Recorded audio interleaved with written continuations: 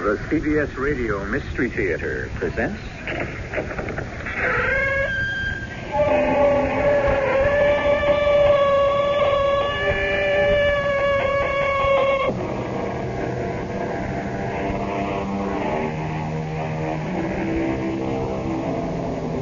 Come in. Welcome. I'm E.G. Marshall. You turn a switch, you pump a pedal, an electric spark encounters acid. A flash, an explosion, a burst of energy, a thing that stood still now leaps forward. In a real sense, it lives, nourished by fluids, fed to the right places at the exact split second. An inanimate object, an automobile. But how different, in theory, is an animate object, say, a human being? We are also sustained by fluids, miraculously timed by the interaction of electricity and acid. Car and driver. You both live. Mr. O'Brien, I want to help you. I'm telling you the truth, Doctor. You want to keep working, don't you? I have to. Well, then, you have to... I mean, you can't go around saying that the bus you drive actually has feelings, emotions, in fact, has life as we know it. But, Doctor, it's true. Whether or not it's true, you have to say so. But, Doctor, I'm offering you a way out. What's that? Just keep your mouth shut.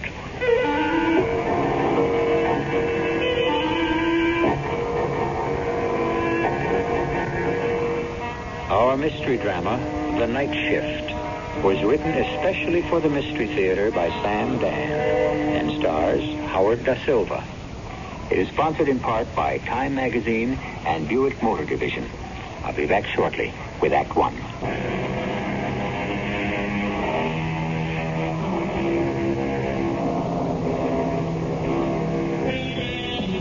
You walk quickly into the office, but there's no hiding it. According to the clock on the wall, you are 23 minutes late.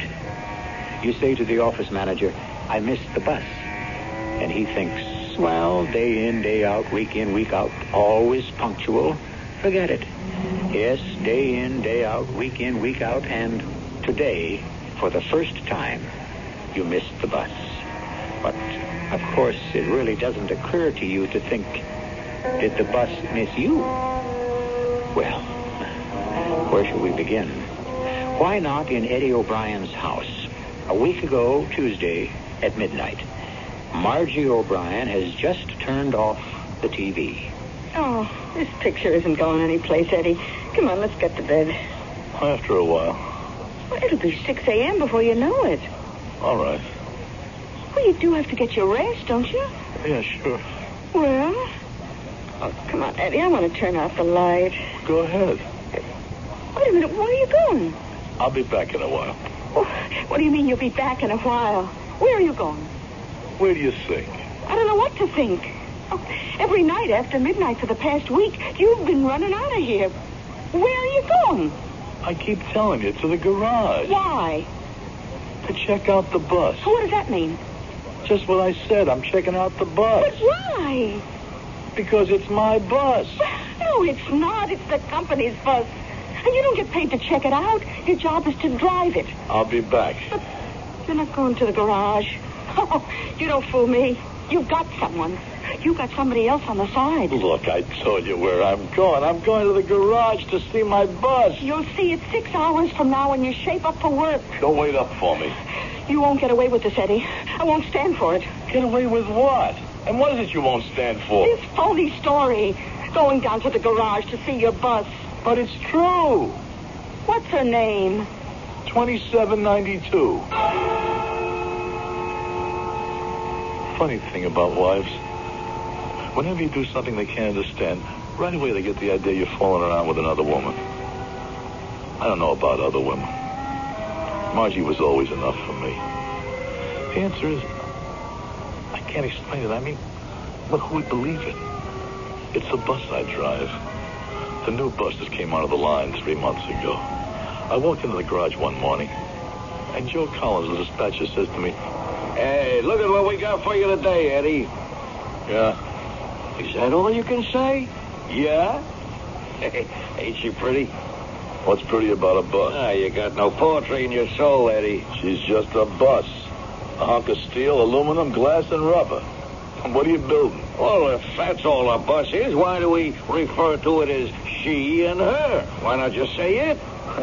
A guy was talking about it on the TV the other night. We call ships and buses and planes and boats she because we see them as mother figures. You kidding? Yeah, it's because they protect us with their bodies. Are you crazy? I'm not crazy. He's crazy. We call them things she because they're beautiful. And you're crazy, too. Oh, look at her, so graceful. Hey, ain't you going to be proud to drive her? I'll drive a horse and wagon. Just give me the money at the end of the week. Well, she was pretty. And even more important, from my angle, she handled like she was a sports car. Here she was, this enormous bus. And she could... Okay, I'll say the word because what do I got to lose? You're going to think I'm crazy anyhow. She could dance her way through traffic. I used to hate to show up for work in the morning because it was the beginning of 9 hours of torture. Is that too strong a word? Well, why not? Being irritated, nervous, frustrated. I was all right at the start of the run. Does this bus go to Carrollton? We sure do. And you can get the shuttle there to Glenn's Corner. Thank you. But along about the last hour, I was sputtering like a firecracker. Yeah, have change of $1? What's the matter? Can't you read? Exact fare, 50 cents. It says so in front of the bus. And I wouldn't let it go. I'd stew and simmer with it. Everything could set me off. Traffic, pedestrians, cops. I'd get home, and she'd be no help either. Eddie, let's eat out tonight, huh? Oh, for crying out loud. Eddie, I wasn't feeling well today. Yeah, I don't feel well any day. Oh, now don't stop talking to me about your job. You don't have any idea of how I know all about it. And you know what I say? Quit. Quit? Yeah. Just say to your boss, I quit. And do what? Oh, there are plenty of jobs. But I don't know how to do most of them. Then learn. Go to school. At my age. Besides, you know what kind of pension plan we got? Oh, honey, I want just a little more out of my life. Like what? Let me put it this way.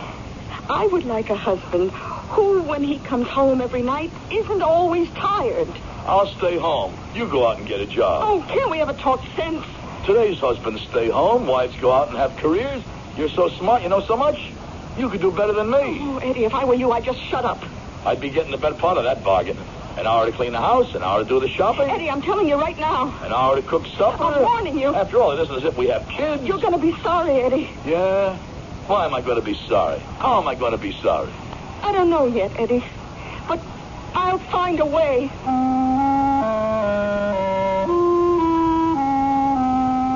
Married 12 years. What happened to her? I fell for her originally because she was so pretty. She was a lot of fun. Okay, she's still pretty, but fun. Nag, nag, nag all day long. And why? I face it with it. I say to her, what do you want? Look around you. See what other women have to live with. You got a husband that doesn't drink, doesn't chase, doesn't gamble, doesn't smack you around. Oh, yeah. I married an angel. I don't hold on to my money. Everything we got is in a joint account. What do you want? Oh, nothing. And so, that's how it always ends up, with nothing. So that morning, I took out the bus, my new bus, for the first time. I know I'm getting to the bus in a kind of roundabout way, but I got plenty of time. I'm not going anyplace. When they sent me here, at first I thought I'd go crazy. But I realize now that nobody's really going anyplace. I mean, rush, hurry, scurry, hustle, bustle. In the end, you and I are going to meet in the same place, right? Well, I sat down in the driver's seat. I turned the ignition key on. I put her in reverse. I backed into the street. I straightened her out and I headed down the block. Never in all my life, and I drove cars, trucks, anything with an engine that moves on wheels. Never was it like this. She didn't roll down the street. She floated. Not the way you float on water, but the way you're... Well, I went to the dictionary to look for a word, and I found it. The way you're wafted on a cloud. She was a living thing. She knew what she was doing. She drove herself. She saw the stop. She gauged the traffic. And once, I swear, once I was ready to go through a red light, and she gently began to slow down. The 9 hours passed as if it were all a beautiful dream. On my last trip, I passed by the garage to turn her over to my night man. I hated to do it because, all right, what do I got to lose? I hated to do it because I thought she was mine, all mine, and I couldn't stand to share her with another man. I know, I'm crazy. Anyhow, my night man was waiting. Hey, look what we got here, 2792. Joe says the new heats are in. She handles like a dream, Jerry. Just look at her. She's beautiful. Give her 6 weeks. She'll be dented and banged up. The windows will be filthy. The outside will be caked with mud. Never. All them juvenile delinquent kids will slash the seats and maybe bust the window. Don't say that. What are you running a fever about? Listen, Jerry, you don't have to push her. What are you talking about? I know you, Jerry. You got a heavy foot, and you ride the clutch. You don't have to with 2792. Eddie, you're a great guy in many respects, but listen, I wish you'd quit being a company man. No, I'm only trying to show you that you don't... Trying to what? Trying to save him money?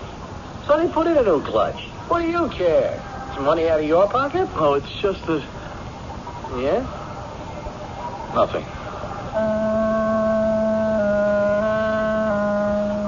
Nothing. The nothing people say when they mean everything. Except I didn't know just yet what I meant. Well, the next morning I showed up for work, and it rained the night before, and there was mud all over her. So I said to the dispatcher, "Hey, Joe, this bus has to be washed." Yeah, I know. Well, so if you know, why don't you do it? What are you talking about, Eddie? You know we can only have the buses washed twice a week. Yeah, but this one's filthy. She ain't that bad. I'm not taking her out like this. What? Let me get the hose. I'll wash her down Hey, myself. you can't do that. Who says so? In the first place, you ain't maintenance. You're a driver. And second, you're due on the South Street in 2 minutes. Now you just saddle and ride. And that's when it started. They're going out at midnight. Do you understand? My bus. She needed to be taken care of, and... Well, at midnight, the garage would be deserted. Nobody would be around to interfere with me as I tended to my bus. I would wash her carefully, and soon she'd be shining and spotless.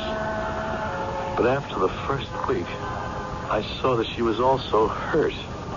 How'd you get that dent in the left rear panel, Jerry? Oh, come on, Eddie. You can't even see it. How did it happen? It's nothing. You don't hear Joe Collins complain, do you?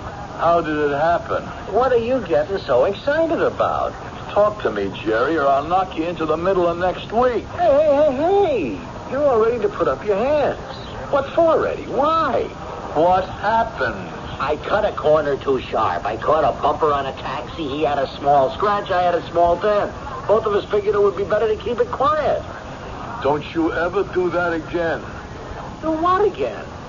Put another mark on that bus. Eddie, tell me something.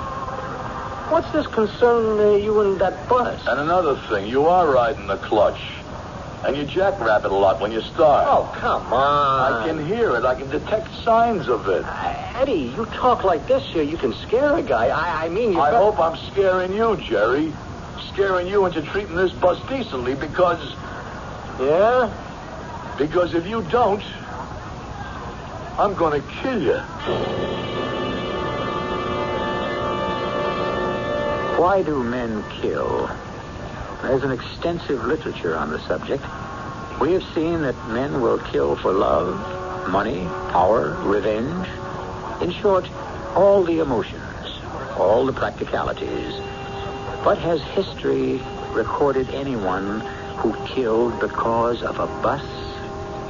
Stand by. We may be in store for a fabulous first. which will occur in our second act.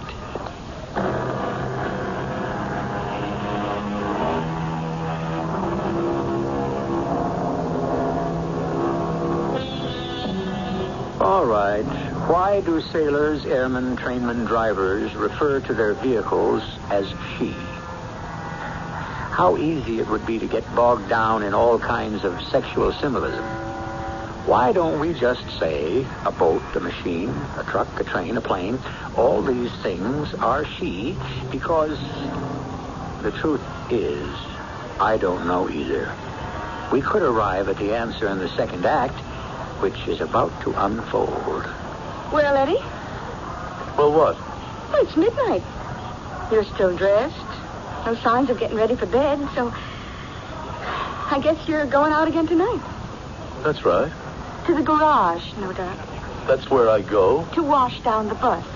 Yes. Funny thing, I never thought it would happen to me. Now, Margie, don't get It started happens with that. to other women. Some of them get a divorce. Some of them keep their mouths shut and pretend everything's okay. Margie. And then there are some women who decide to get even. You know what I mean? Oh, for crying out loud, Margie. What's sauce for the goose? Will you listen to me? An eye for an eye. I'm going to the garage. That's all I'm doing is I'm going to the garage. Well, I really don't know what I want to do yet, Eddie. I haven't decided how I'm going to handle it. I'll be right back. Oh, no rush, Eddie. As long as you're having fun, take your time. Enjoy it. Margie, you're crazy. Don't keep her waiting. Margie, I'm going to the garage to fix up my bus. Okay. Okay, Eddie, I'll play along. Don't keep it waiting.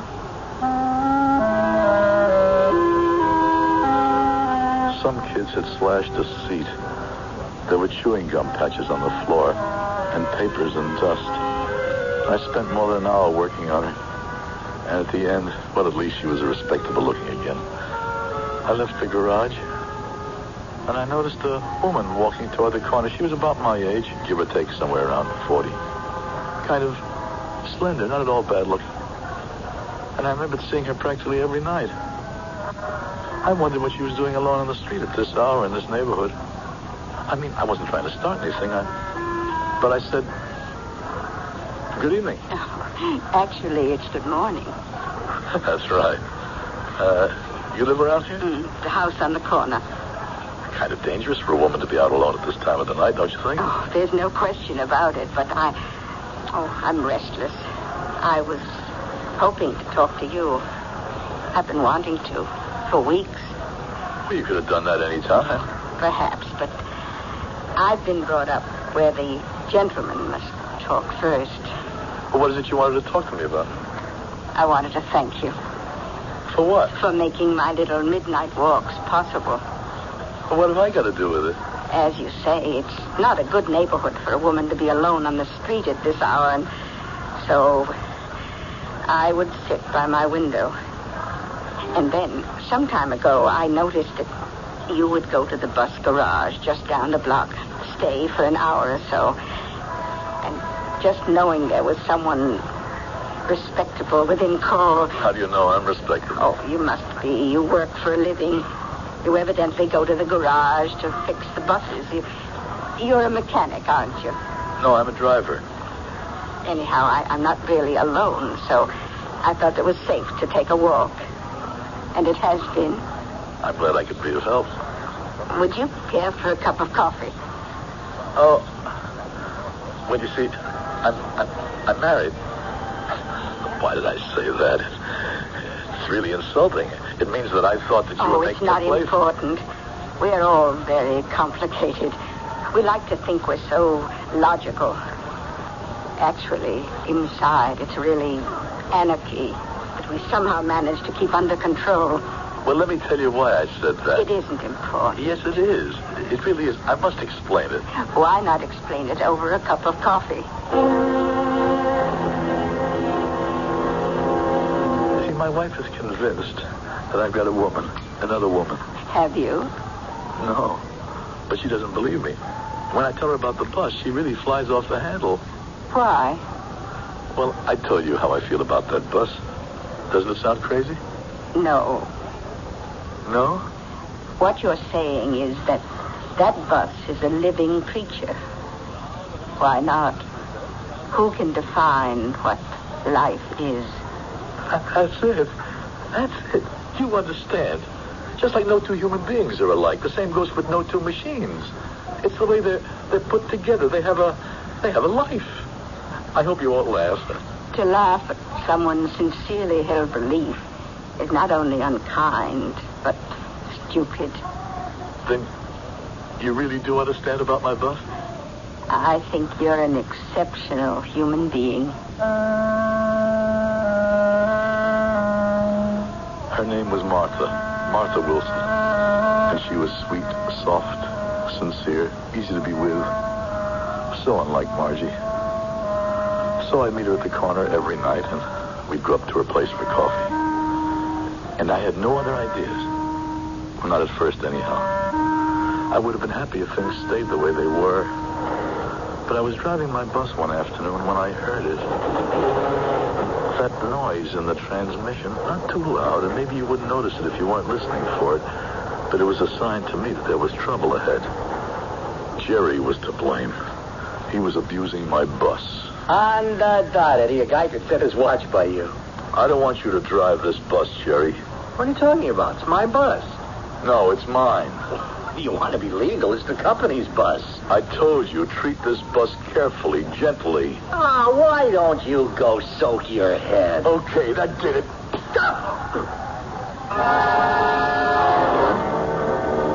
I don't care who started it, Eddie. I won't have any fights on the job. Listen, Joe. No, Eddie. I'm overlooking too much already. Yeah? What? Look, you want to sneak in at night, and for no pay you want to work in your bus, okay.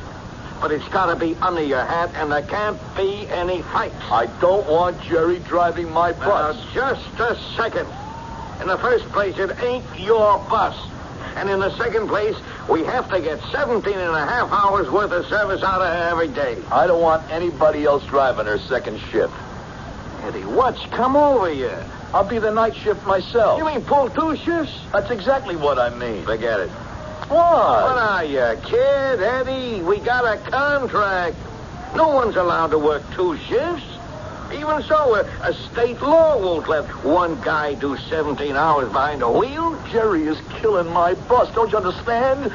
Jerry is killing my bus. Eddie, relax, huh? Your bus is still way ahead on any schedule of maintenance and depreciation.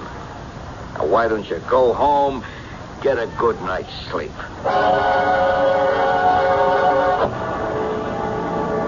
Well, here it is, 13 minutes to 12, and our devoted Eddie O'Brien is off on his mission.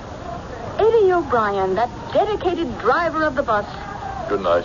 And give my regards to Martha. Martha? It's funny how you always went for girls whose names begin with M. I'm Margie. Before me, you were going with that girl Marion.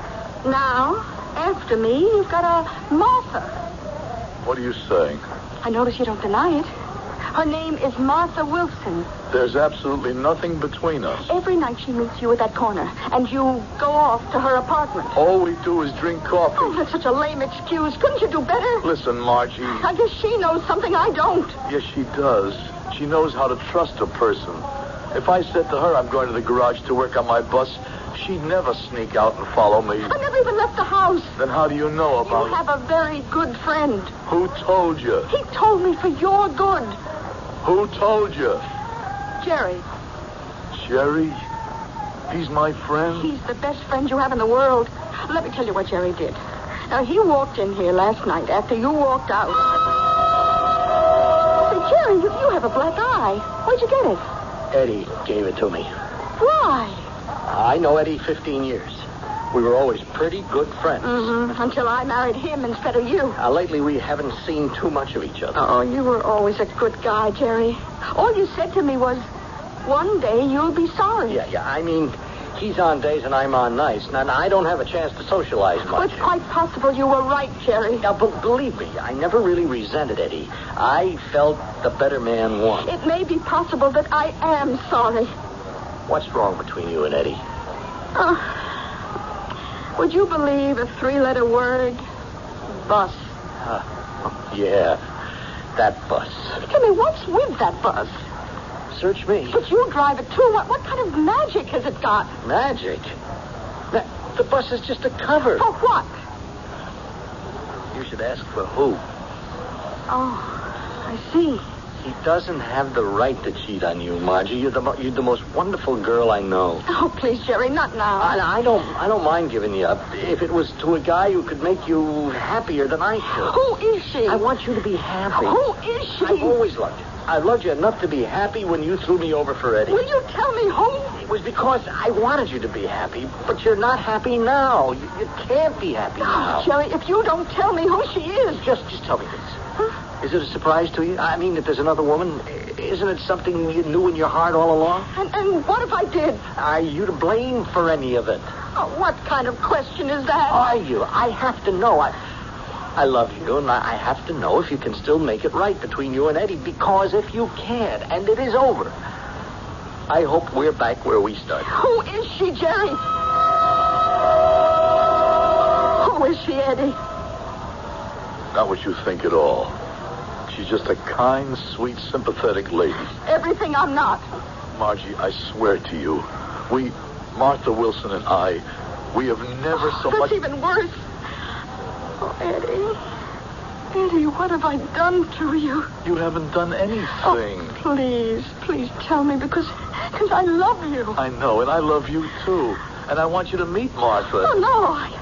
Are you crazy? She can teach you something. Oh, let me hear this. How to understand those things we cannot see, those forces we cannot feel. Eddie, don't, please. You don't understand that an object can be a living entity. Eddie, where did you get all this from? My bus is not a number, not just 2792, but a being. A being that can feel, that can respond. Eddie. Jerry drives her, too. He complains about her transmission or steering. It's because she doesn't respond to him. Oh, don't say any more. Let me go. She resists him, but she knows I respect her, that I care for her. Darling. And so she responds to me. Oh, Eddie. You need help. Margie, doesn't it occur to you that maybe you need help?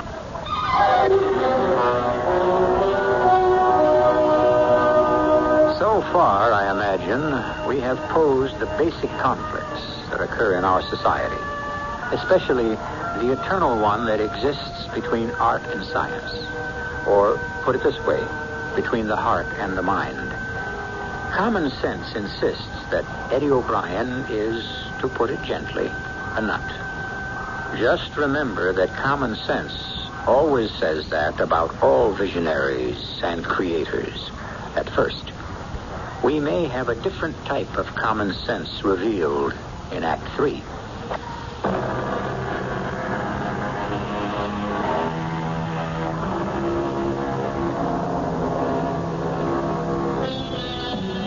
Scientists will tell you that the dividing line between what is animal and what is vegetable cannot really be clearly defined. So, if you go lower down the scale, the dividing line between what is animate and what is inanimate is also somewhat blurred. What is the answer? Is it something each one must seek for himself? In seeking for his particular answer, Eddie O'Brien is prepared to believe that even a bus is a living creature. Eddie, you talk to buses.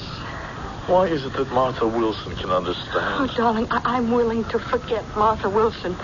But you have to help me. You have to forget her, too. Why should I? She's a lovely person. Okay, Eddie. I won't say another word.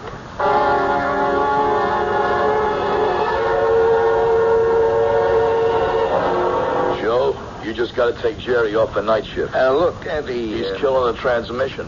And the tires. Look at the tread on the right front. Eddie... The wheel's out of alignment. I know. If you know, why don't you do something about it? Because it ain't bad enough yet. That's why. You can't let guys drive her who don't know how to handle her. I want to talk to you. You're going to have to see a shrink. Who says so? Well, the contract says so. Section 18, paragraph 2. The physical and mental health of the driver being vital to the safe operation of the vehicle. Okay, I know. Well, we have the right to insist on a visit to a psychiatrist. Why? Eddie, Don't make this tougher on both of us. You claim your bus has human characteristics, Mr. O'Brien? No, Doctor. Then what is your problem? I don't have a problem. It's the people around me who have a problem. I say that bus 2792 lives. Lives? Ah, how? The way living things live. I mean, she... Look, why is it crazy? She has a motor, we have a heart. She circulates oil, we circulate blood. We burn food, she burns gas. And doesn't the same name hold true in both cases?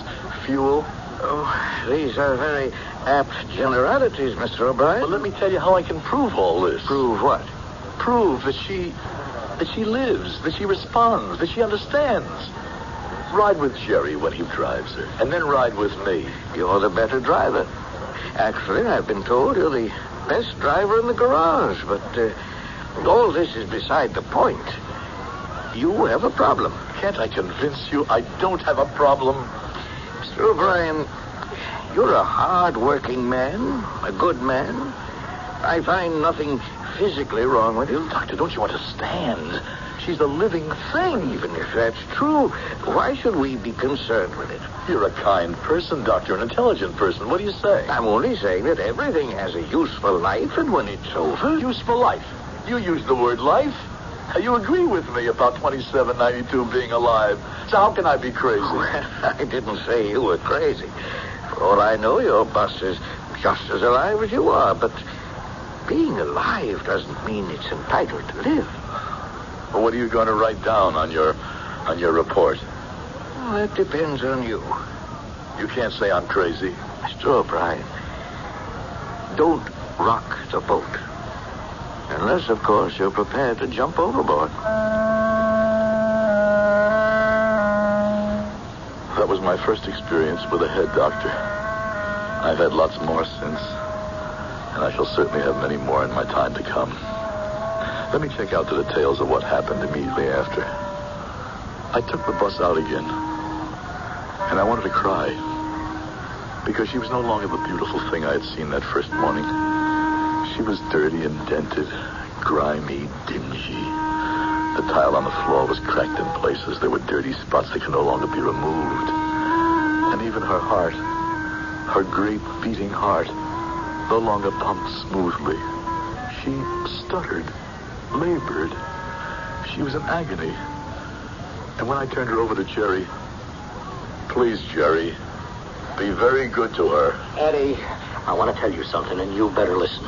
That tramp you've been running around with at night. One more word, Jerry, and I tell you... What? You won't catch me with that lucky sneak punch like the last time. Eddie, Margie loves you. You keep out of this. I can't. I love her. You always hated me because I'm the one she married. She's mad. You can't blame her. She wants to pay you back. She's willing to go away with me. But you can put a stop to it if you really love her. Oh, don't be so noble and self-sacrificing. She chose me 15 years ago. Now, if she wants to choose you, I won't stop her. It's true. It's true about you and Miss Martha Wilson. It has nothing to do with another woman. Why do people tie everything up with sex? It has to do with understanding what's in somebody's heart.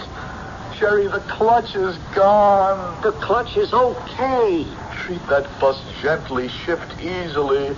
Promise me, Jerry, promise. Oh, you're crazy. I can see that now. Look, I am not going to let you ruin the rest of Margie's life. Easily, Jerry. She responds so beautifully when you treat her gently. Let go of my arm, you nut. He climbed into the driver's seat, and as if to spite me, it was as if he was trying to tear her heart out. I couldn't go home. I couldn't face Margie. I couldn't face the arguments, the complaints, the lack of understanding. How does it happen? How do two people who were so in love, suddenly, it's because we change. We don't know it, but we change. Or maybe what we were is no longer what we are. And so I went where I could always find somebody who was what I needed now. What did the doctor say? In a nutshell, don't rock the boat. He's a good doctor. He knows his limits. I wish I knew mine. How is she? She, Margie? No. 2792. She's getting old. I saw this thing on TV one time. There are tribes where when a person gets old, they take him somewhere to die. I know. And that's what'll happen to her. If it's a rule of life, my dear, we must accept it. Oh, I can accept it, but what bothers me is she'll be considered just a hunk of scrap metal. Nobody will ever know that she lived, that she was a living creature. You'll know. I'll know. Martha, I was right, wasn't I, about her? I'm right, huh? Of course. When you rode with me, you could tell, couldn't you? Yes. You're not just saying this to make me feel better. I'm saying it because it's true. She was a wonderful person, Martha. And she looked something like Margie. And maybe I fell in love with her. Because I thought this was how I wanted Margie to look when she reached 40. How Margie would be when she reached 40. Quiet, sympathetic. That was the first night I didn't go home. I stayed with Martha. And early the following morning, I reported to the garage for work. Where's my bus, Joe? You'll have to take out 2780 this morning, Eddie. You mean you're finally giving me a new transmission? Oh, it means you weren't here last night to do your daily dozen. What? 2792 is at it. What? There she is, against the back wall, what's left of her. What happened? Well, Jerry had an accident last night. It wasn't his fault. What happened? Well, these kids, they must have been drunk, doped, who knows. They come right at him. So to avoid a head-on, he pulled over and piled up against the building. He crashed her. It couldn't be helped. Lucky he's got witnesses. Look at 2792, Joe. She's dead. Yeah, I guess you could put it that way. She's dead. And what happens to her now? She'll be stripped? I saw this thing on TV once. An animal, a big, beautiful animal. I forget what it was. Anyhow, it died in the jungle. And the vultures and the hyenas. Oh, you really got yourself an imagination. He killed her. Jerry killed her. Oh, come on, Eddie. Hey, where you going? You're due on the street in 3 minutes. Eddie! He killed her. He planned it with Margie. That was how Margie would get back at me. Well, 2792 was dead. I knew that. And I would give 2792 a burial, a decent departure from this world. But first she had to be avenged. Walking into a store saying, I want to buy that revolver, and then to go to Jerry's apartment. He wasn't home, but I should have thought of that. Of course, he'd be at my house. Eddie! Look, Eddie! Don't kill because of this. You really don't care. Eddie, don't kill. Why kill me, Eddie? You don't love her anymore. Why? You know why, Jerry. You're going to die because you killed her. I didn't kill anybody. Yes, Jerry, you killed 2792. Eddie! The two of you, you planned it. You did it to get back at me, to hurt me. You know how I loved her. No, Eddie, no. You yourself said it, Margie. An eye for an eye.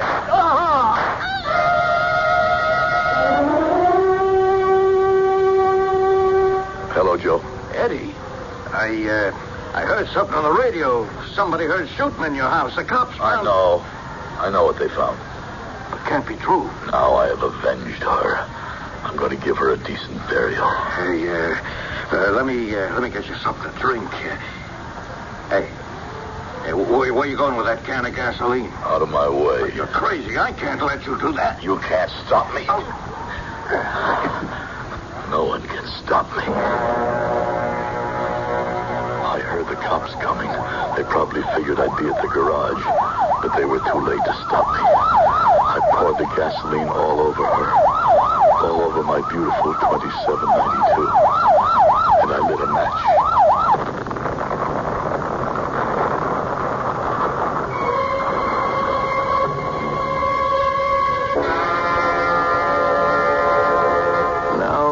Mr. O'Brien, you came home, you found your best friend and your wife together, and in a fit of jealous rage, you killed them. You returned to the garage. For some reason, the dispatcher tried to hold you for the police, and in the fight, a can of gasoline was spilled. Oh, Doctor, you know better than that. You know why I killed Jerry. Because they arranged to kill my bus. And I went back to the garage so that my 2792 could die with dignity. We can try again tomorrow. We can try until forever, Doctor. What I've told you is the truth.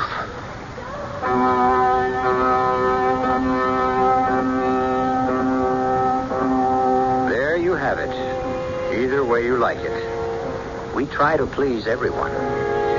Some stories have two endings. Ours has two storylines. Was he in love with the bus, and did he kill for that reason?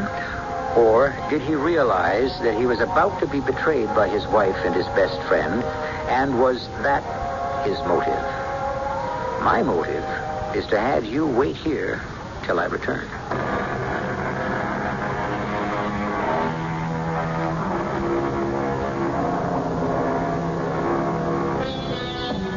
The popular song says, "Love, your magic spell is everywhere," to which we might add, "and in everything." There is an entire literature dealing with the love men have for the so-called inanimate artifacts in their lives. We have people who bestow more love and care upon guns than they could ever give to human beings. Captains who love their ships so dearly, they die with them. Who is to say? Our cast included Howard Da Silva, Bryna Rayburn, William Griffiths, and Earl Hammond. The entire production was under the direction of Hyman Brown. And now, a preview of our next tale. I don't follow this. Put on the whiskers and the goggles. What? What? Just do as I say. Now, all right. Now, there. Now, no one would ever dream you was Jupiter Dunlap. You just take off your clothes and put them on poor old Jake. And you put on Jake's clothes. Why? And we'll bury Jake. Bury him? Nobody knows about Jake except you and me. And them there two fellas, and, well, they're long gone. They ain't gonna say nothing. But we just can't go. I mean, we have to tell the sheriff. We will, in good time. Meanwhile, you, poor old Jupiter Dunlap, you will have disappeared. Me? But why? Because we're going to let on that it was you that was murdered. Radio Mystery Theater was sponsored in part by Buick Motor Division and Time Magazine. This is E.G. Marshall inviting you to return to our Mystery Theater for another adventure in the macabre. Until next time, pleasant dreams.